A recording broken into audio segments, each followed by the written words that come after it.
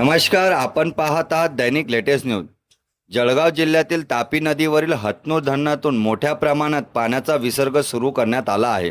सततच्या पावसामुळे धरणातील पाणी साठा झपाट्याने वाढत असून शुक्रवारी सकाळी 7 वाजेपर्यंत धरणाची पाणी पातळी 211.950 मीटरवर पोहोचली आहे। यामुळे धरणाच्या तब्बल 21 दरवाजे पूर्ण क्षमतेने उघडण्यात आले आहेत। सध्या धरणात 278.50 दशलक्ष घनमीटर पाणी साठा असून धरण 71.78% भरले आहे।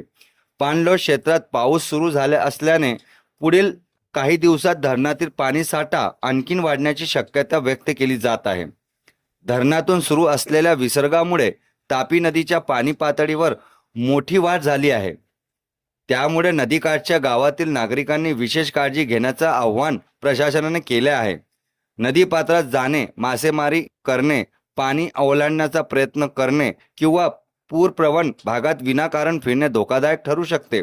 प्रशासनाच्या अधिकृत सूचनांचे पालन करा आणि कोणत्याही अफवावर विश्वास ठेवू नका। अशाच महत्त्वाच्या आणि विश्वासार्ह बातम्यांसाठी दैनिक लेटेस्ट न्यूजला सबस्क्राइब करा, व्हिडिओला लाईक करा आणि आपल्या मित्रांपर्यंत शेअर करा। धन्यवाद।